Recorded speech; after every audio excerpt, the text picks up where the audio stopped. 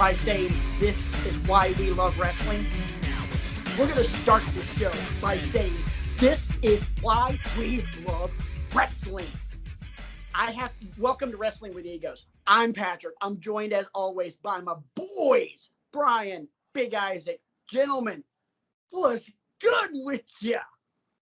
An awful lot. Awful lot. I don't want to let the cat out of the bag, but there's been rumors, there's been scuttlebutt, there's been talk, and I think tonight's the night, boys. I think tonight is the night that everybody looks to the entrance ramp and everybody sees that Segway come down with Simon Dean on the Segway. He is going to get in Kenny Omega's face tonight.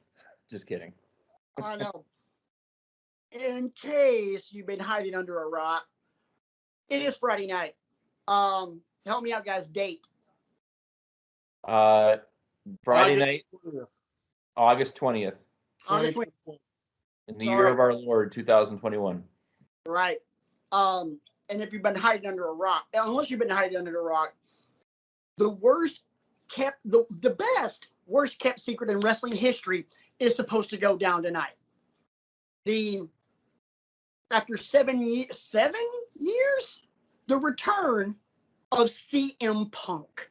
This time to AEW. They're in Chicago. Rampage is subtitled The First Dance Tonight. And Tony Khan has basically said, I don't like letting people down, and I promise you no one's going to be disappointed after Rampage tonight. Okay.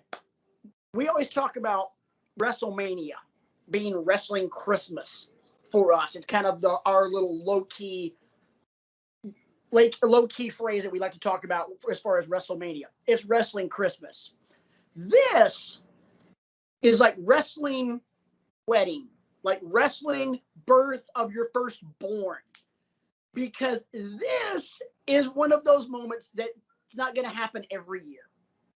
And this is one of those moments where, and I think I can speak for the guys on this, and I'll shut up as soon as I make this point. You guys can chime in because I've been speed talking since we started. This is a moment that whether you're a hardcore fan like we are, you've been disillusioned over the last 7, 8, 9, 10 years, you're just now getting into the fold. This is huge. This has been talked about and hoped for, and the rumor has it tonight's the night. Boys, what we think? Talk to me. This has the potential to be a seminal moment. You know, we've talked before at length about the wrestling timeline. It's up on the bit.ly/withego site if you want to unpack that. This has the potential to be one of those moments that we look back on when we adjust that timeline and add it in there, because we can talk about CM Punk till we're blue in the face. The reason I respect the man is because he genuinely tried to come into WWE and change the culture. Yeah. He's not a cookie cutter sports entertainer by any stretch of the imagination. He doesn't fit people's blueprint of what a sports entertainer should look like. He was there for the wrestling. He was there to make people feel something and have a reaction. And I'm here for that. And you all know that. Let's be honest. There were two people that were the gods of Ring of Honor, Punk and Bryan Danielson. Without Punk, you probably don't have the Young Bucks. You don't have Kenny. I would say AJ, but AJ and Punk are contemporaries. But all of these newer guys that we've been seeing that have really risen up in the last 5 to 7 years, they were all heavily influenced by CM Punk. So to me, you're talking about how we might be able to go back and if we adjust the timeline. No, tonight you can go ahead and say this is a moment. Isaac, get to you in 1 second. But way back in the day during Monday Nitro, Tony Schiavone all the damn time would start Monday Nitro by saying this could be the most important night in the history of our sport. Tony, please, for the love of God, say that tonight because damn it, it's true. Isaac. Okay, here we go. Look, I agree with both of your points. This could be it. Please, please, please don't let me down. Don't let me down. Do what you got to do. Stop teasing. You know what? We all know what we want to see. We all know what has to happen. And basically, if I had a sign right now, if CM Punk doesn't show up, we riot. That's what. If CM Punk doesn't show, I'm scared. Because it's gonna turn into Devil's Night in Chicago. They're gonna burn that city to the ground, right. and I'm not kidding. Me neither. They will burn that city alive. But here's a point that I made on Twitter earlier today. Well, not earlier today, earlier this week. AEW is not going to make that tease about that wrestler in that town and not pay it off. You're not going to dangle that. You're not going to dangle that carrot in front of wrestling fans and it not pay off. It has to. One point that I'll make. Isaac's talking about how if Punk doesn't show up, Chicago may riot. If Punk doesn't show up, this massively hurts AEW. And it also massively, in my opinion, massively hurts wrestling altogether because you dangle this in front of us and now you don't deliver. We're going to be more disillusioned as a whole. And like Tio once said, get your popcorn ready. Yeah. Got the popcorn. Tio. I agree. Look, I want it to happen. I want to see it. You know what? And it's going to be absolutely nuts. I think it's going to be 150 times louder, and we all know it, than Britt Baker was when she was in Pittsburgh. And that place was nuts. It ain't squat compared to what's about to happen. Oh, I know. And that was a huge pop for Britt to get in her hometown. And you know how she's been killing the game. So we can't sit here and talk about, everything else. We know what's going to go down. It's going to happen. If it doesn't, then Britt was over in Chicago. Britt was over in Pittsburgh. CM Punk's God in Chicago. Yes. So. Well, we can also see the Britt has been over no matter where she's been going either. But that's besides the point. Her being in her hometown, her holding the belt, keeping the belt, you already know what it is. Right. So I'm not going to go into that. But you guys know. I'm waiting. We're all excited. It is what it is. Right. Let's get ready to rumble. Hey, we can't say that, man. Buffer owns a trademark. So, no, I can't do that one. No, don't do. I know. His brother's got that one. I'm kidding. No. If you quote Bruce Buffer on this show, you're banned. It's the house rules. You quote Bruce Buffer on this show, you are perma-banned. Maybe even perma-banned from my life, dude. Don't ever do that. That guy's god-awful. Especially with his stupid little jumping around and spinning while he's doing the introductions. God, what a donk. It was nice having Michael Buffer do the intros for the versus Locks versus Dipset, because that was nice. But that was another thing. Right. So we're finishing up the Accountant on TNT. Good movie, by the way. Yes. Yes. Really good movie, by the It's way. over here on the. I mean, you can't see it, but it's over here on the. It made the rack shelf. behind. It made the shelf. Oh yeah, it's on the shelf. For those of you guys that don't know, obviously, because very few, the people that have been on this show have been in Brian's house. That's about it. And but that shelf behind Brian is the shelf. That's the one that's the heavy rotation between him and his wife. So, Oh yeah. here we go. We are rampaging. We are now rampaging. It is time. Intro going right now. I gotta be honest, the lightning and everything, I don't know how I feel about it. But you know what? I could really give a crap. Let's kind of listen to this. Let's see. There's already one CM Punk sign. 15,000 plus. Yeah, and this might be the biggest venue they've been in. Or no, MGM Grand was. Oh, the most anticipated announcement in AEW history coming up next. What's it be? Huh? I have no idea.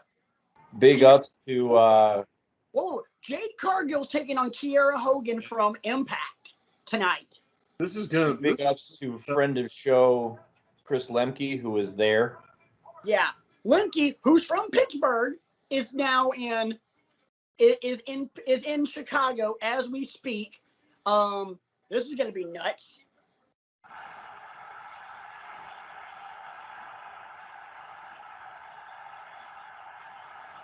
Sexual chocolate on the commentary desk. So what? Oh my God! I'm a couple before you.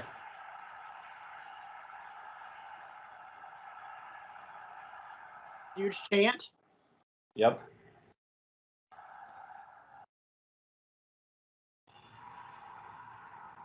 Cult of personality. Ladies and gentlemen, he's back. Wow, didn't have to wait long for this. Holy shit. Okay. I gotta be honest, I have been critical of this guy for years. I was off and on a fan of this guy. I always kind of thought he was a jerk, but never disputed the fact that he was, when he was in the ring, the best in the world. Dude, I'm freaking shaking. This is... Damn. You guys know how long I've waited for this. Oh, yeah. How long we have been waiting for this? Here, okay. Drink it in, CM Punk. You deserve it. Just still knelt down, just soaking it all in, trying not to get emotional. Jesus, I don't see how can you not? How you could. But I gotta eat some crow real quick, guys. I have been saying for years, when every time the rumor has been that CM Punk would be coming back to wrestling, I'll believe it when I see it. It's just another rumor. Where there's smoke, there's no smoke, there's no fire. It's just wishful thinking. Blah, blah, blah. Well, shit. He is here. I think I overheard Taz say, "If Punk's here, we riot." Yeah. Just wait a few seconds. Oh wow! Yes. So, and Punk dives into the crowd. Beautiful.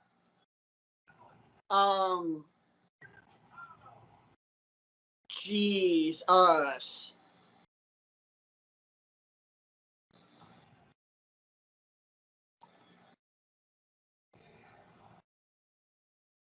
I gotta be honest, best part, the appropriate entrance music. Yes. It would have fallen a little flatter if it had been something else. The only song I think that would have been appropriate might have been Misery Cantaria from AFI, which was his entrance music in Ring of Honor. But that Brock would Lesnar Freakout guy is there too. say what? Brock Lesnar Freakout guy is there too. The Freakout guy is right behind CM Punk as we speak.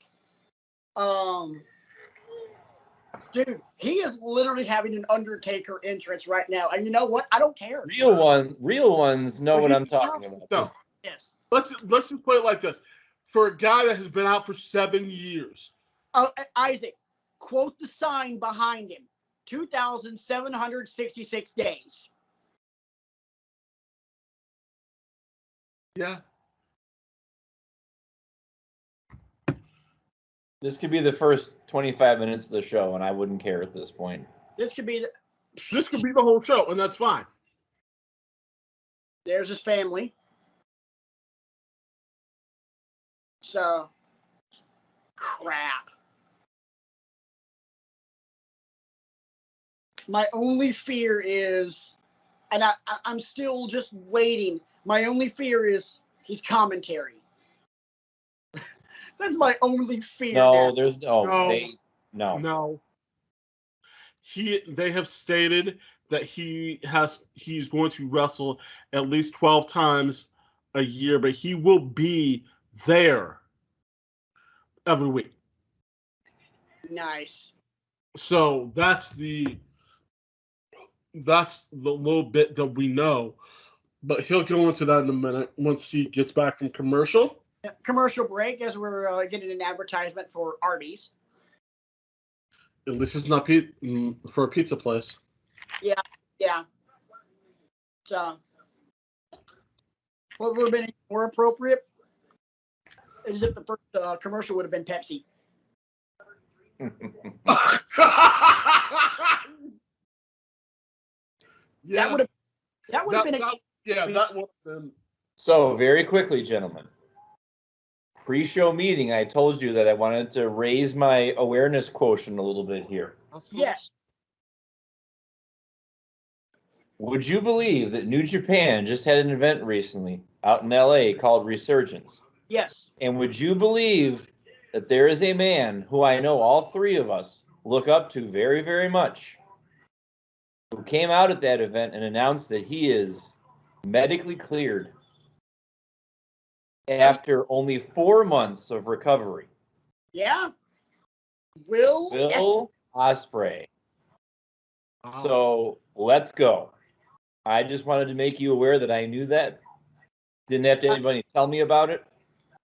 So You stepped the game up. You did exactly what you said you were going to do, and we love that. I'm impressed. All right, here we go. Promo time from CM Punk. One of the most dangerous mic men in wrestling. do I have everybody's attention now? He says that first. If that's the He's first not going. I got him on the crap.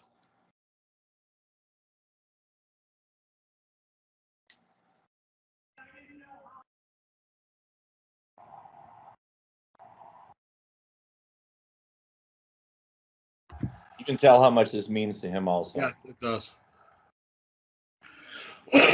You guys know how to you guys know how to make a kid feel like Britt Baker in Pittsburgh.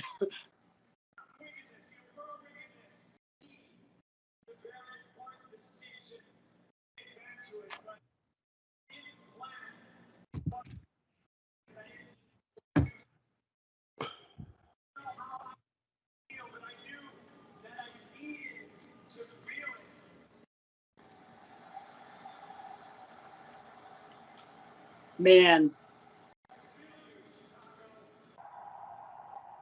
This is, I think, the first time we've ever seen him emotional.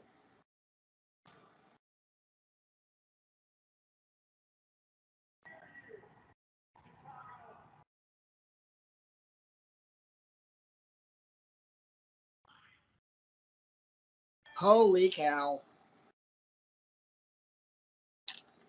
Guys, we're going to apologize for the fact that there's not really a whole lot of commentary right now. This is the time when you just soak it in. I'm just in awe. We got a rest of our lives to react to it. Yeah.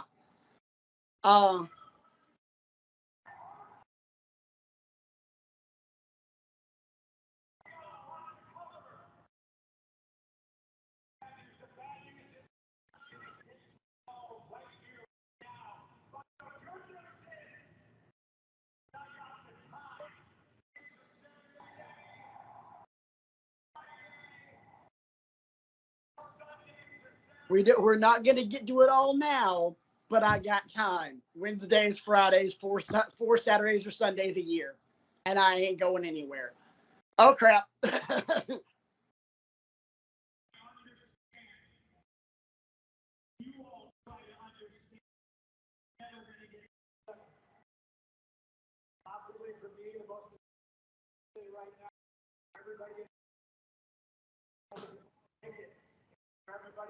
Ooh. At all through my journey, any of my personal choices or decisions related to my life made you feel disappointed or let down, let me just say,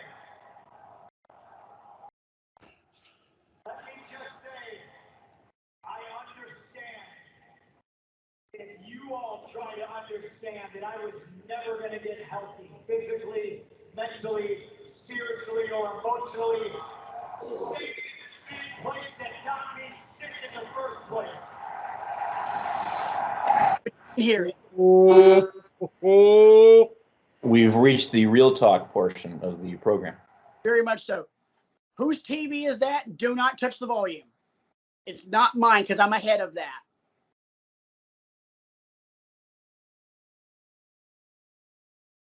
We're going to pirate the audio. Oh. Can I tell you guys a story? Please be an AEW shirt. Oh, no. It's on the back, it says, I was there, and there's an AEW logo on it, so this is legit.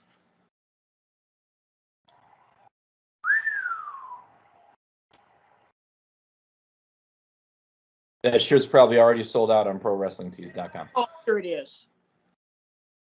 Oh, crap. Crisscross in the middle of the ring. Last time we did this.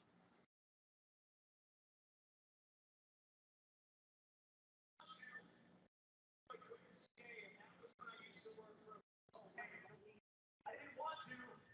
I knew I couldn't stay.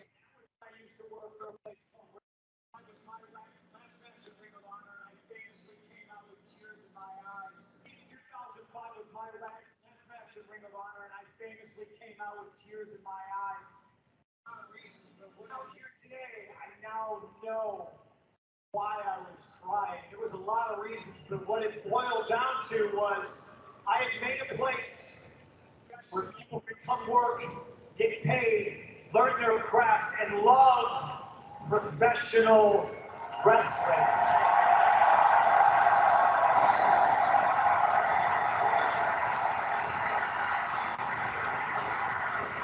And I cried because I knew I was leaving a place that I loved.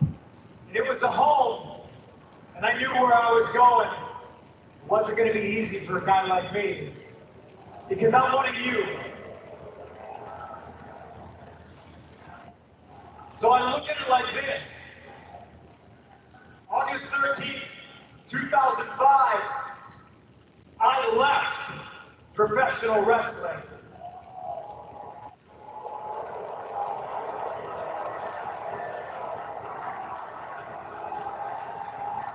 August 20th, 2021,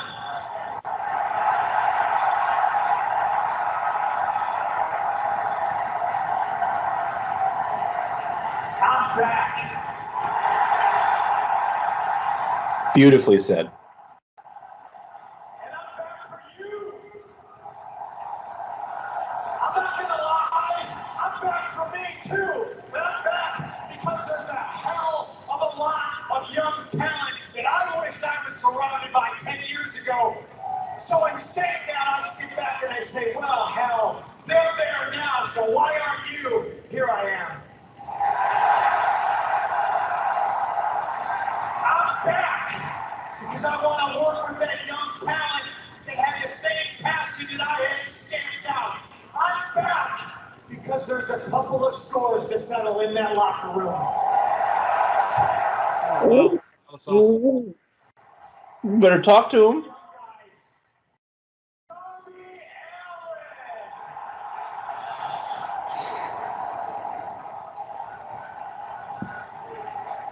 Yep. Oh crap. Give me a best of 7 with those two.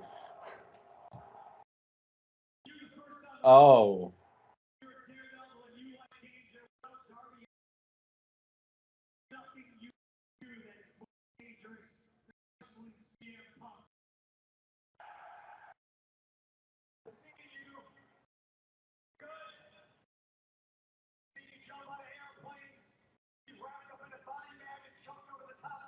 I've seen you kick down a flight of stairs, and you always come back. Just like each and every person here in Chicago, you're tough. But I'm here to help.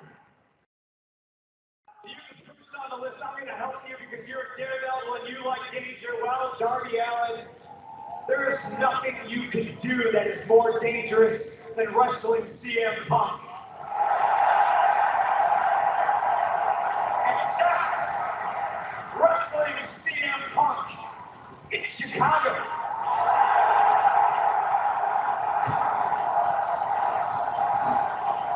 I will see you, and I'll see Sting, and I'll see all of you September 5th. At All Out. Live on pay-per-view. I'm back. Whoa! It's already done September 5th. Chills are running up down my spine. My God. What? And Darby's salivating. Oh, one more thing. 7 years is an awful long time to wait for somebody. I appreciate everybody here who has waited. So on your way out of the United Center tonight, grab yourself a free ice cream bar off me.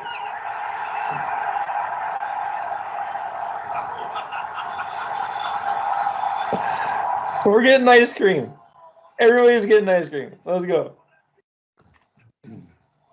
First off, side note, Darby's face paint, badass. Banging. That's tight. I'm not even gonna lie. That's tight. Holy shit. I try to watch I'm gonna watch my language the rest of the show. I won't.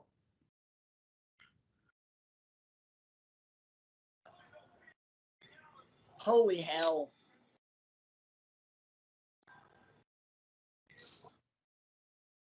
And we are literally 20 minutes in the show. Doesn't matter. I don't care. This was Tony Khan, everything Tony Khan wanted, he just got.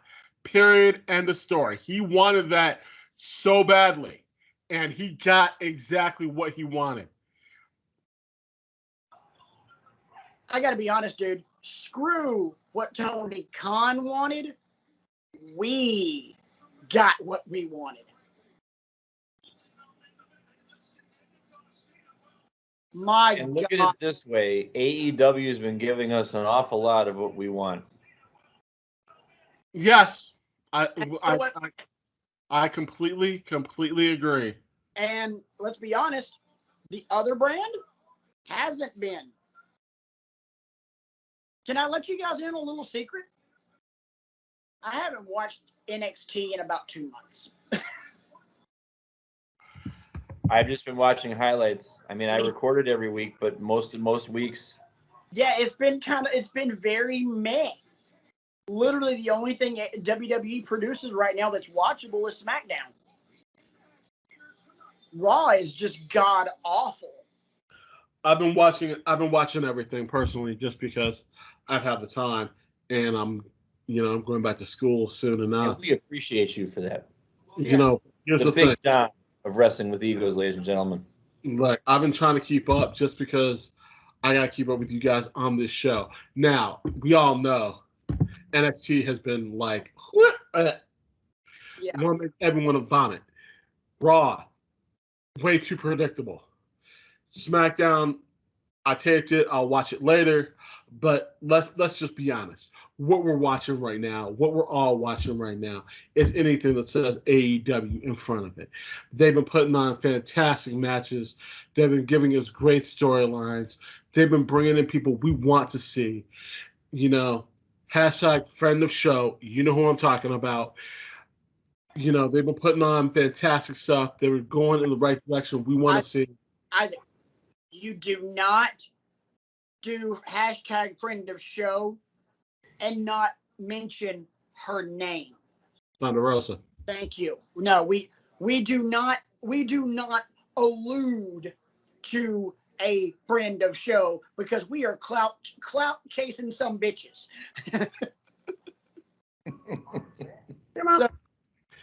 So yeah, hashtag friend of show Thunder Thunder 3. Rosa, who was looking good the other night, by the Oh, way. Yeah. Now, everything else, what they do tonight does not matter. We all know that's what we wanted. That's what we needed. But here's the thing. We are about to get Private Party and Jurassic Express in a tag team title eliminator. And then after that, we're going to get Moxley and Daniel Garcia, who's new on the scene, and damn, he is good. Something else. I'm assuming that we're all caught up on Dynamite from a couple nights ago. We are. All right. To prove to you how much WWE has been dropping the ball across the board. I think I might know what you're about to say. Hit it.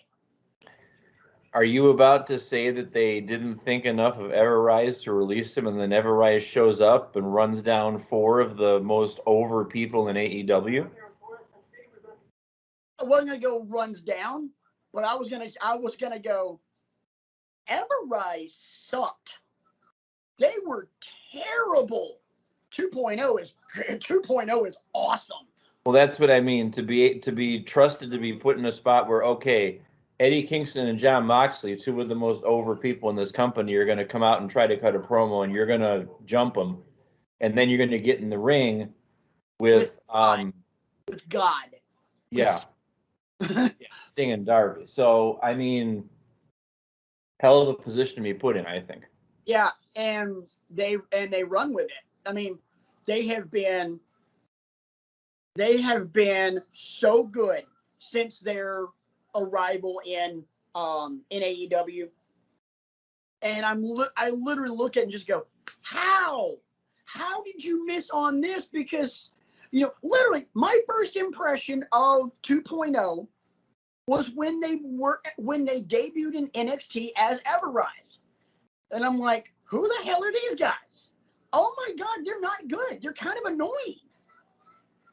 And they've gone from being annoying to they're pissing me off, and they're getting heel heat. They're hitting heel 101. Whereas in NXT, they were hitting crickets 401. I mean, and then you look at Daniel Garcia, and from a technical standpoint, that dude is nasty. I really like watching that kid. He's gonna be good. He's gonna be hell on wheels. And I gotta be honest, Private Party, they kind of get. I feel like they kind of get a little overshadowed by having Matt Hardy in their corner and being a part of that, being a part of the HFO. But don't get it twisted. These guys are still an amazing tag team. I think it's a matter of time before they really get a shot. I mean, I think they'll really come into their own and start kind of getting moved up the ladder once somebody takes the titles off the Bucks, whoever the hell that's going to be. Let me ask you this: since Jurassic Express is on their way out now with their really badass entrance, that's cool. I love the entrance.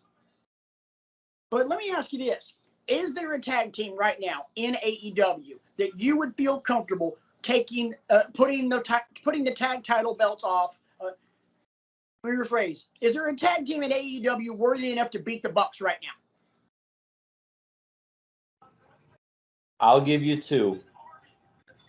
I'll give you Jurassic Express, because imagine that kind of a moment, and Reynolds and Grayson from Dark Order. Just for the sheer pop that it would get. Right. I don't think either team's there yet. Now, granted, those would be the two teams I would choose, but I don't think they're. Here comes the. And that assumes that obviously FTR is out of the picture right now because of the injury to Cash Wheeler. Yes.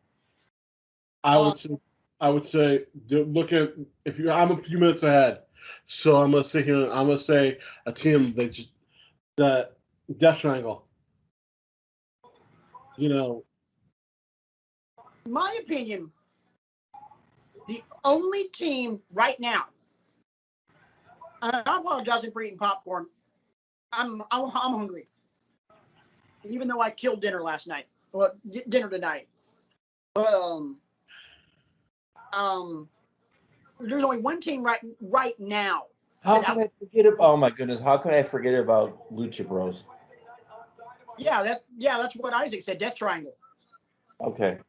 Same thing essentially, but the only team I would feel comfortable putting the tag belts on right now because of the matchup and the fact that they would be able to carry the tag titles would be Moxley and Kingston.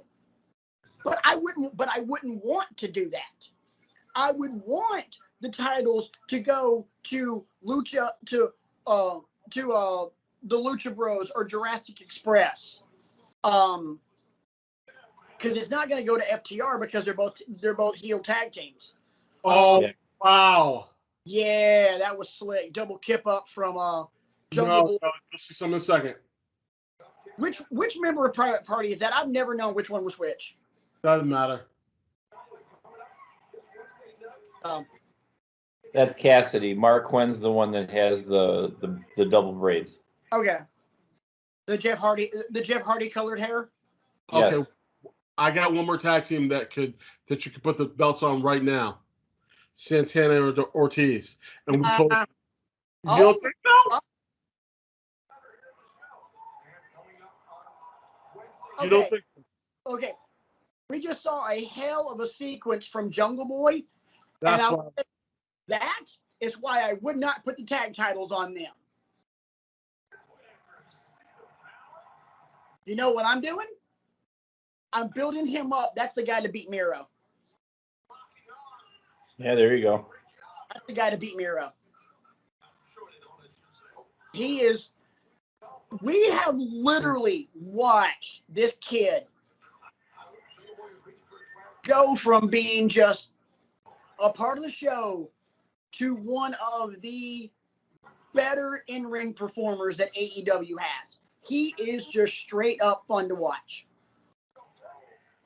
So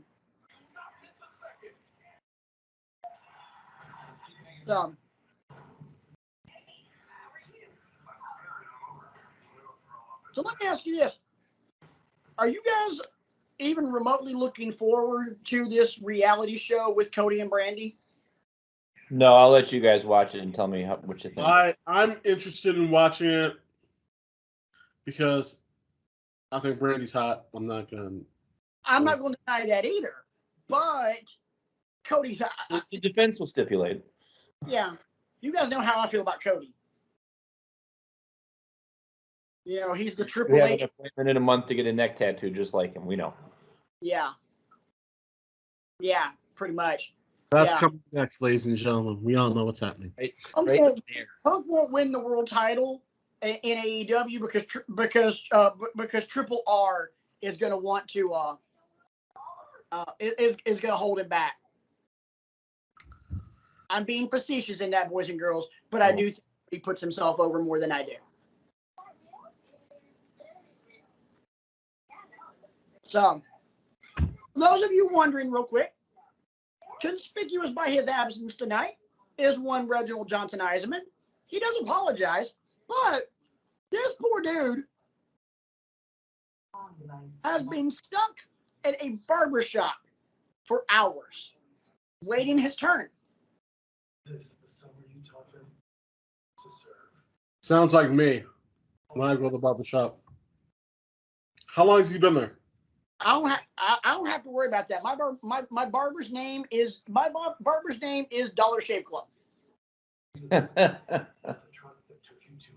Well, I do have to worry about that because the last time I tried to line up my head, I looked like I got butchered.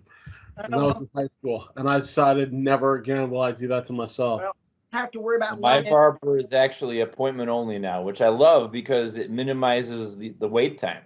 Right.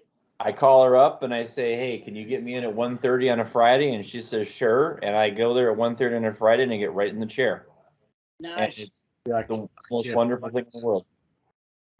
see, if I go to the barber, Shower, put the shaving cream on my head, and just which to be completely honest, as soon as the show's over tonight, before I go to bed, I'm gonna go see my barber. see, if I go see my barber, let's say tomorrow, let's say I get there at 8:30, I might leave by 3. That's if I'm lucky. That's the keyword if. Yeah. So it is what it is. When I just have to suck it up and go and figure it out. It's all good. Yeah. But I know what I got to do. So I'm curious because obviously none of us at the time were watching the beginning of Rampage with the volume all the way up to where we would hear it if we weren't doing this show. I'm very curious to see I'm very curious to go back here in a little bit and find out how massive that pop was. It was massive. It's up there with some of the biggest I've ever heard. It's up there with the Hardy Boys in Orlando. It's up there with Triple H on that episode of Raw when he came back. By the way, the Hardy Boys at WrestleMania, RJ was there. Yeah, I know. Kind of hate you for that one. No, that's RJ saying anytime we mention that Hardy Boy pop, he will always bring up I was there. He has a lot of those cards to play, actually. He has a lot of I was there cards to play. Yep. The first Double or Nothing. All in. Yeah, but yeah, he has played that card multiple times on this show, and it has been hilarious. Multiple times in one night. Which I have to be honest, Isaac, you missed it because that was a great show because I wasn't the one that was annoying the crap out of Brian that night. Wow. You'll see because it was just over and over and over again. And then in post-production, Isaac, he was at the first Double or Nothing so much that he was caught on being the Elite. Hangman makes his, because Hangman was the Joker in the Casino Battle Royal that year.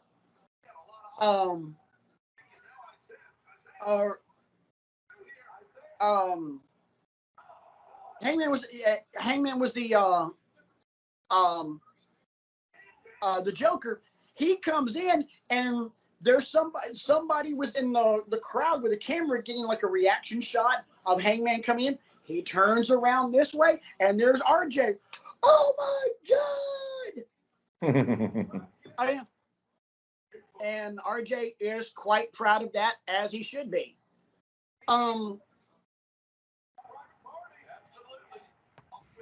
So, oh my God, the hang time on that. Whew. I know, right? But Oh, see, here's something about Lucha Express, Jesus, Jurassic Express, that I kind of waver on. I don't dig Luchasaurus.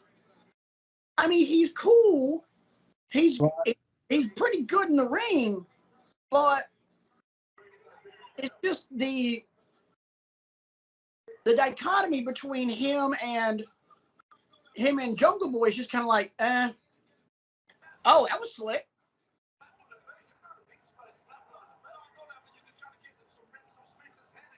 whoa,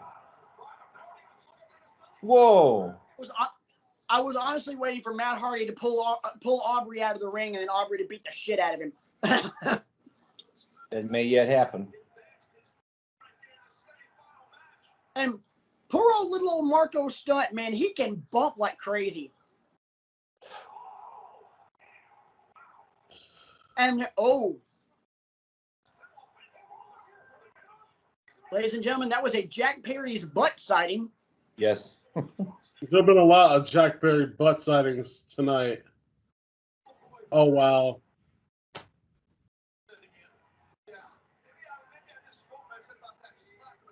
I'm not gonna give it away.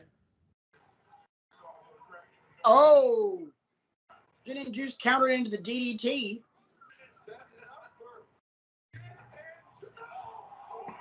Oh, that's some teeth rattling.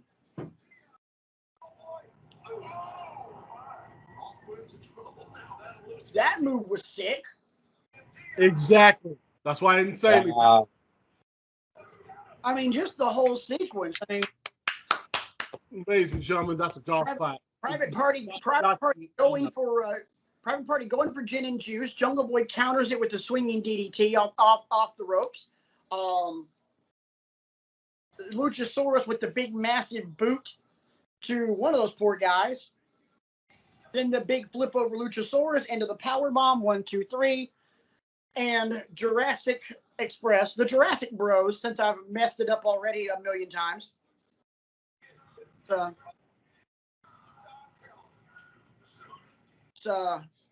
Man, I gotta be honest, I'm still kind of like brain fried from what we saw at the very beginning.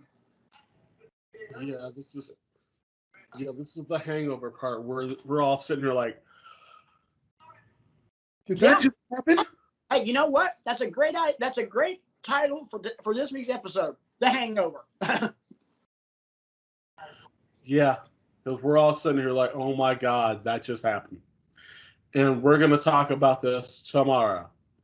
That's the did you see what he said? We're going to analyze everything from top to bottom. Yeah. Well, hey, you know what? While we're in commercial break, let's actually talk some wrestling because we have something big happening tomorrow. SummerSlam. I'm still surprised it's on Saturday though. It's weird to me. But go ahead, please continue. SummerSlam is on a Saturday. Tomorrow is Saturday. I know, but it's weird because it's usually on Sunday. Oh yeah, you're right. That's why I'm working out. I am.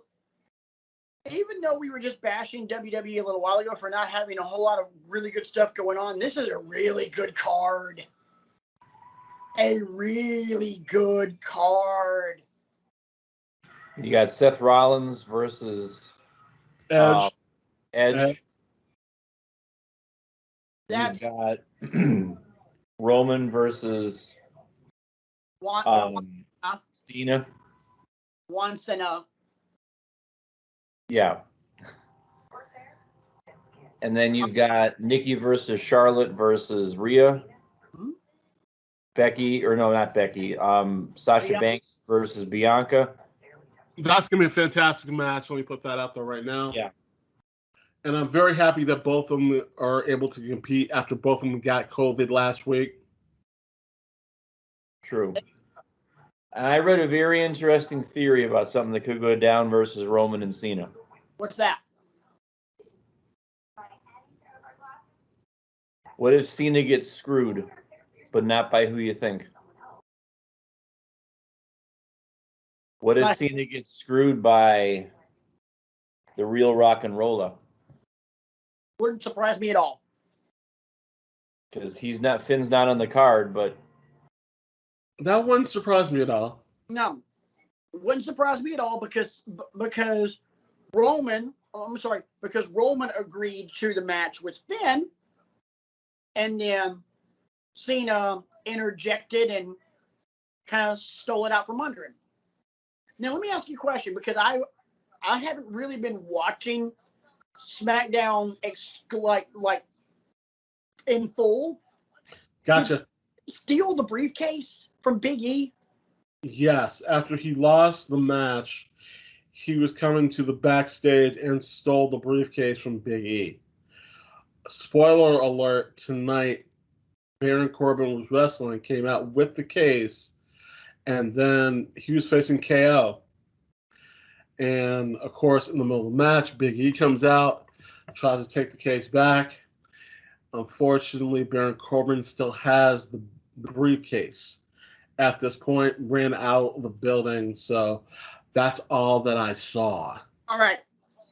Sorry. No. Spoiler alert. Sorry. I don't care. This is what pisses me off. Last year, Women's Money in the Bank cashed in the night after Money in the Bank for different circumstances, but that's what happened. This year, cashed in the night after Money in the Bank. Last year, Otis had the briefcase stolen from him by The Miz. The Miz ends up being the one that ends up with it and cashing it in.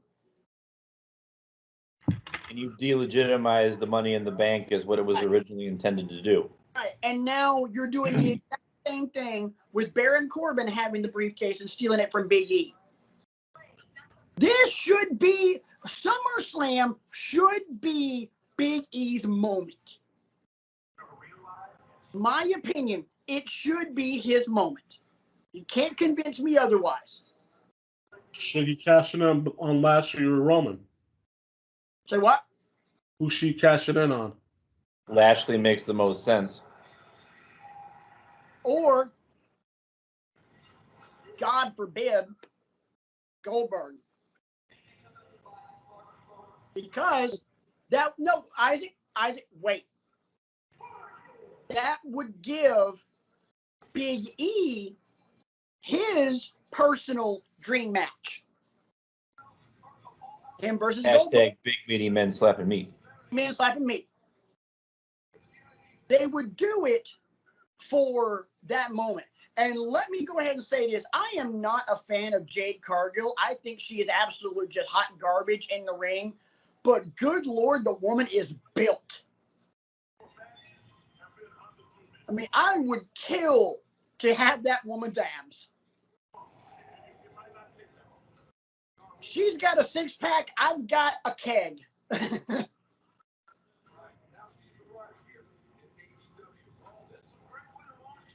Wow. Has an 0-2 record in AEW. I didn't even know she'd been in AEW. Who? Kiera Hogan, the girl wrestling Jade. She's a former Impact Knockouts champ. Kiera Hogan is not bad at all.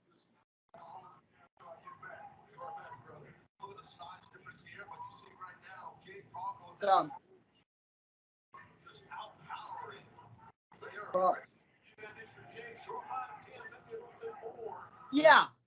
I mean, I don't particularly like it. I don't get Jade. Yeah, she's got a hell of a look, but you know, to me, there's really nothing else beyond that. We all know that they're building her up, which they are, and they're doing a fantastic job. Right. But she's ready for someone like Thunder Rosa. I don't think she is. I don't think she's ready for Britt Baker. I don't even. Is that a version of the Gory Special, or is the Gory Special something different? Gory Special, something different. It's on the back. Okay.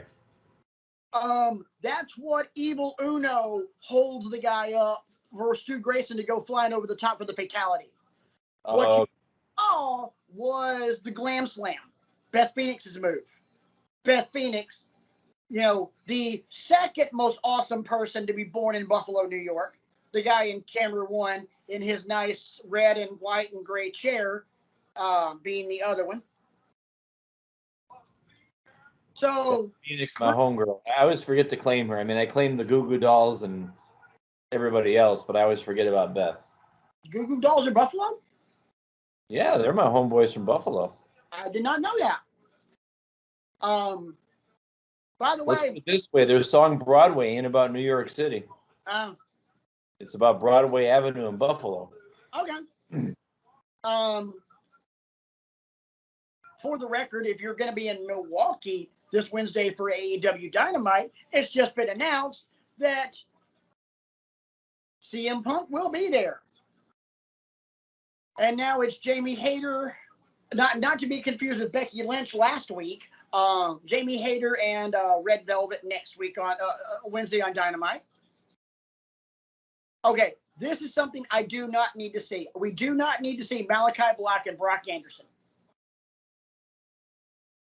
We do not need to see it. I don't understand what the point is. It's to put some more clout on him, to build up his repertoire, and saying, I'm going through the entire Nightmare family. Yeah. That's what it's going to do. That's what it's for. We all know what it's for. So we got second straight week. We have a split screen interview going into the main event. I kind of like this.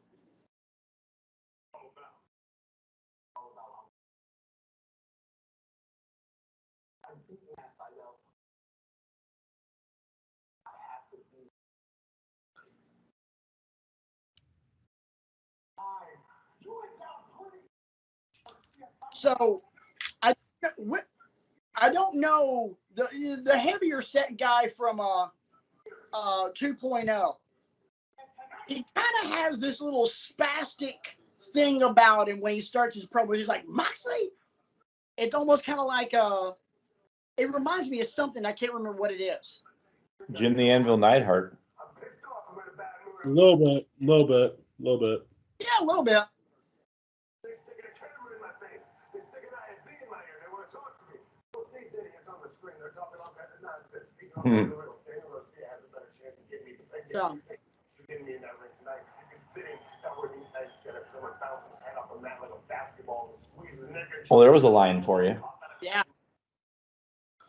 Man.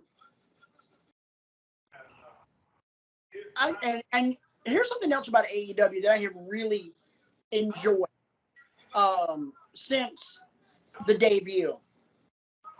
Every time I see him more and more, I really like Eddie Kingston. My God. Yeah, Eddie Kingston is unlike anybody I've ever seen before. No. In the ring, he's one of a kind. I love him in the ring. His promos are just straight up real.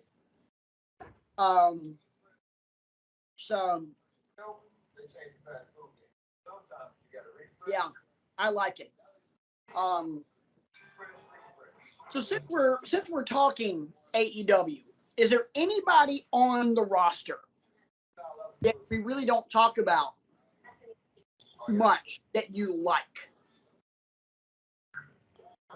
Like someone like, hey, this person's kind of low key on the roster, but I really like them. Are you using Liberty Mutual's I know we all like him, and I think it's because he just doesn't get a lot of screen time, match time, but I know he's still a frontline player, and that's the Bastard Pack. I mean, he's always been kind of Yeah. working in the shadows, and when he does get a match, he always puts out and steals the show and reminds you that you better not look past me or you're going to have a problem. He is. And obviously, he's a great motivator for the rest of Death Triangle because whenever he talks, they listen. Yeah, I'm a huge fan of his. I was even when he was in NXT. Yes. For me, the person that I would probably say, man, you know, they don't get a whole lot of screen time, but I really like them. Probably Penelope Ford. Yeah, she's been getting lost in the shuffle too. They could be building her up the way they're, because that could round out the women's division too, give it more depth. Yeah, I mean, I honestly thought like when Statlander came back, because she came back in that Arcade Anarchy match Right. between Kip and Miro and the Best Friends, or it might have been it was Kip and Miro versus Cassidy and Chuck because Trent had been out of action and then shortly had to leave again. But Statlander came up out of the claw machine. I honestly thought from that point we were going to get a Penelope Ford and a Statlander program, and we didn't. So that was a tad disappointing. So, Isaac? I'm trying to think of somebody right now, but I'm liking everyone, and it'll come to me, but it's not coming right now. It's not coming to me right now.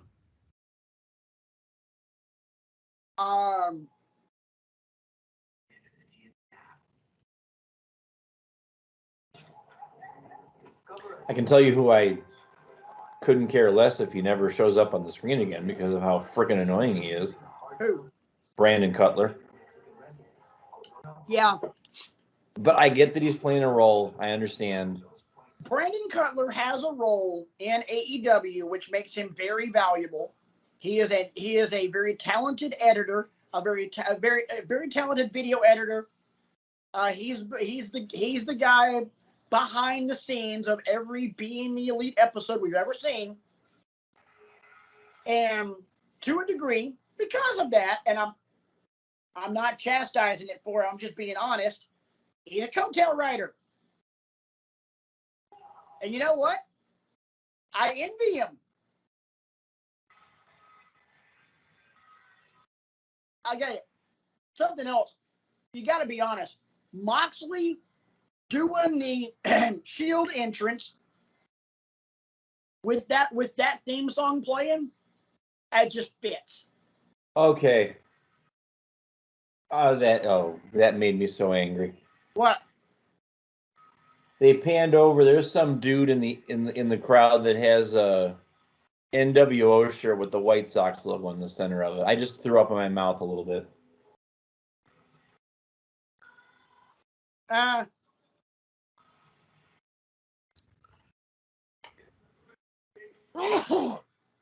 not done.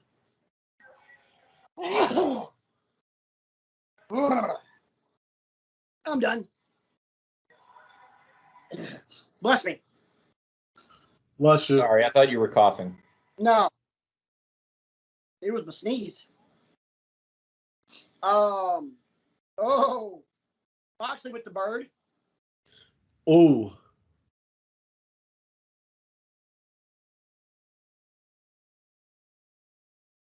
Oh crap! I thought I had another one coming, and it just kind of died. I hate when that happens. So, what time is it, guys? 10:54. So what? 10:50 what? 4. Okay. So we're gonna get about 4 minutes out of this, and it's gonna be go home time, which means Daniel Garcia is probably about to get the living crap kicked out of him. I'm a few minutes ahead of you, so yeah, he's.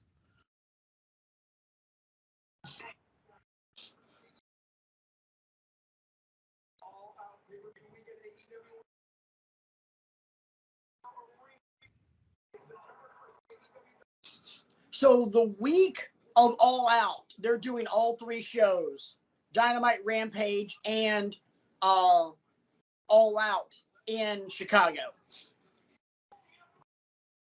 I can't complain. I mean, Chicago is one of the best wrestling towns in the country. Hell, Chicago is the best wrestling town in the country. Don't let Philly hear you say that. Yeah, don't mess with Sheboygan either. Sheboygan comes correct. or Oxford, Alabama. Right. See, there's lots of. Right. And honestly and truly, I would take Chicago over Philly as far as like the best wrestling town in America. I wouldn't have anybody else over Philly. I think you'd probably have to go. Mexico City is on line one. They would like a word. I know, right? I know. What? Mexico City is on line one. They would like a word. Is Mexico City in America? No. There you go. You didn't stipulate that. Yes, I did. Yes, I did. You just said Wrestling City. I said wrestling cities in America. So, yeah. I'd probably go Chicago. Who's your daddy, Montreal? They're not even the best. They're not even the best wrestling town in Canada. Not even close. Toronto. Toronto's nuts. I'd probably say Chicago, Philly, St. Louis, Cleveland. Cleveland's always got a good crowd. Yes, they do. Let me put some on that with Cleveland. They always do something really super special when they're in Cleveland. Mm-hmm. Whether we just have the timing right, and we go back, years when Vince bought, WCW, that night was in Cleveland. Uh-huh. Then they fast forward to when they had the pay-per-view later that year, and there was in Cleveland, and it was WCW versus WWF/WWE. Invasion. Right. Some of the craziest things have happened on when they've been in town. Versus the Hardys in the ladder match. Yep. I was there. Oh, you bastard. That was amazing. Amazing. I only have one good I was there. Well, I have two I was there, but only one of them was really good. I was at Armageddon in Birmingham when they had the Armageddon Hell in the Cell and Rikishi got thrown off the top and into the flatbed. Okay. I was there. And then and Moxley with a choke out. And I was at ECW's Guilty as Charged 2000 when ECW World Champion Mike Awesome obliterated Spike Dudley. I assigned that match as homework for Brian one night. Oh, wow. Yeah, that was. I was there Monday Night Raw after Kane won the title. In Kingston. What are we going to get? Oh, Sting and Darby coming in to fend off 2.0. Uh-oh. Uh-oh. Who's in the ring, guys? Darby, of course. Why do I have a feeling we're going to get a little face-to-face? Oh, Jesus. I don't think it's going to happen. But, well, it might not, but we're definitely going to get a Stinger Splash from the man. gotta be honest, they made him look really damn good on a Wednesday night on Dynamite. I was happy to see that. Yes. Sting getting that shine, I thought that was amazing. Yeah. And something else, Darby Allin is just so stinking fast. Yes, he is. Yeah, he is. So,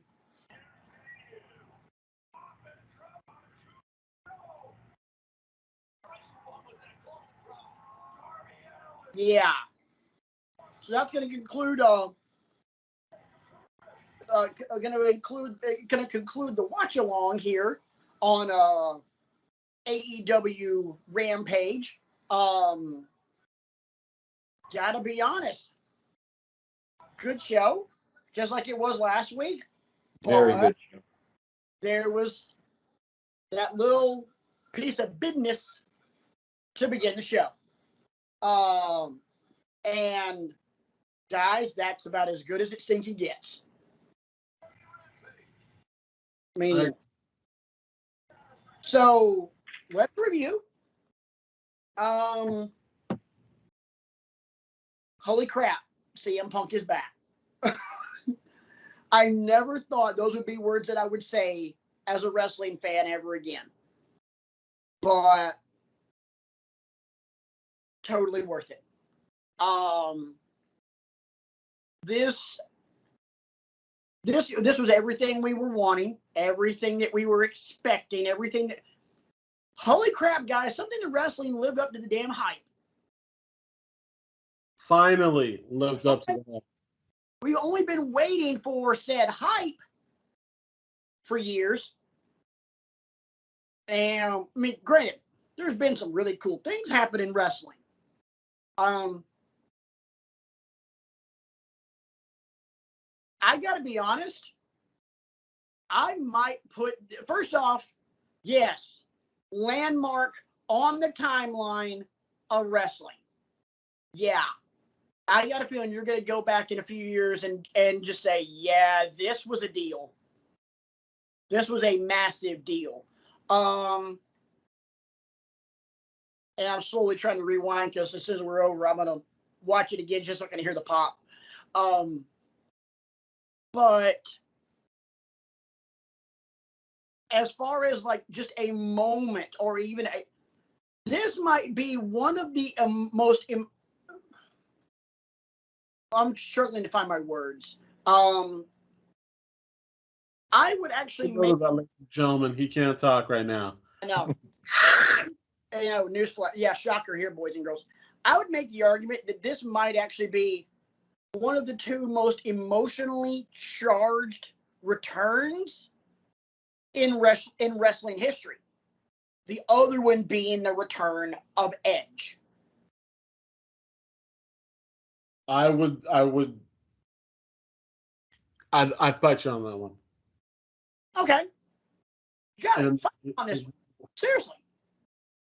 I'd say Edge's was emotional, but I also want to say the one that really stands out, which is emotional in that, was Ric Flair when Arn Anderson retired and retired. Then the week after they squashed him. They had the Horseman reunion on Nitro, and they brought Flair out. Then Bischoff came out. Flair bit his tongue and called Bischoff a no good, a liar and a cheat and no good son of a bitch. That was real. Oh yeah. That was majorly real. Yeah, I forgot about that one. Oh yeah. So I remember watching that one live, and I got goosebumps on that one too.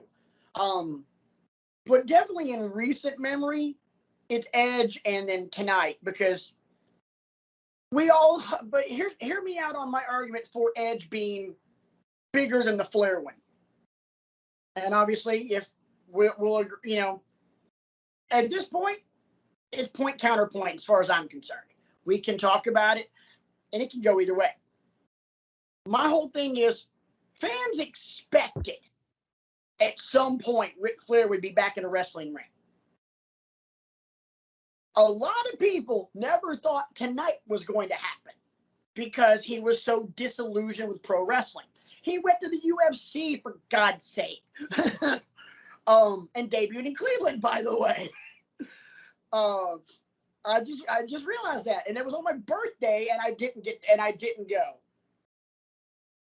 I won't mention why or who. Moving on. Next. Edge, we never thought was going to happen.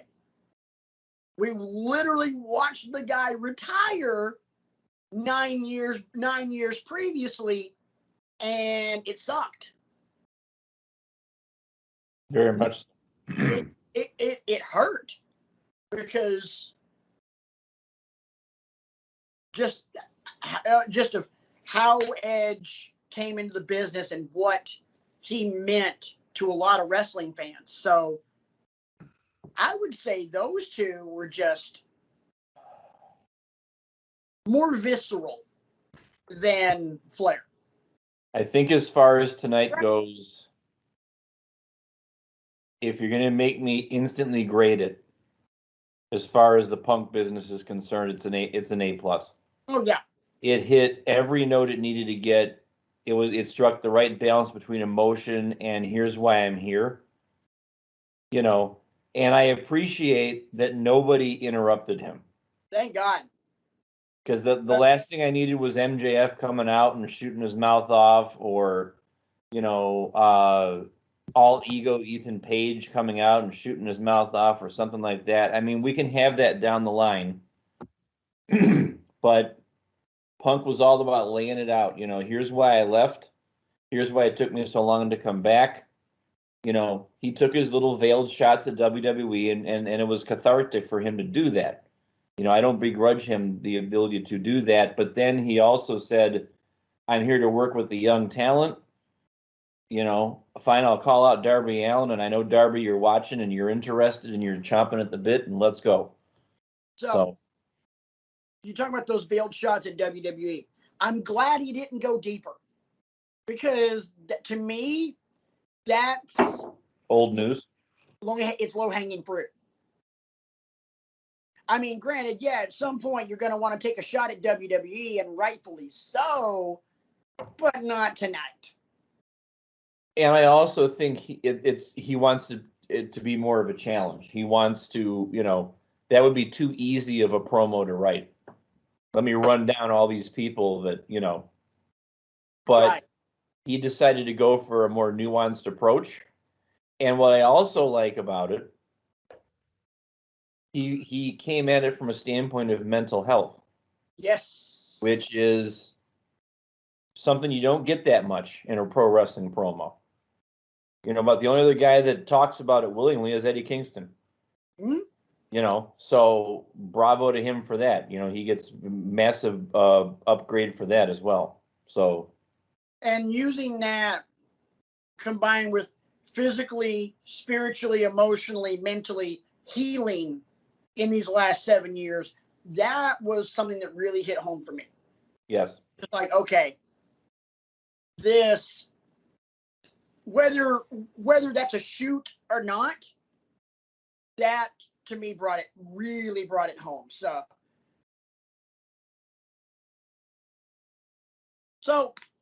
been a hell of a night, boys. Before we get out of here, any final thoughts? This is why we love professional wrestling, man. The nights like this. Damn, Skippy. Oh, my brother, testify. I got everything I wanted out this night. I can't sit here and say it any better than they've already said it, so I'm gonna leave it at that. I'm happy. I'm happy to see that he's back, and looking forward to what he's gonna say next Wednesday. That's all I'm gonna say. I look forward to what he's gonna do. I'll tell you this: if you don't already have plans to order all out, you might want to now.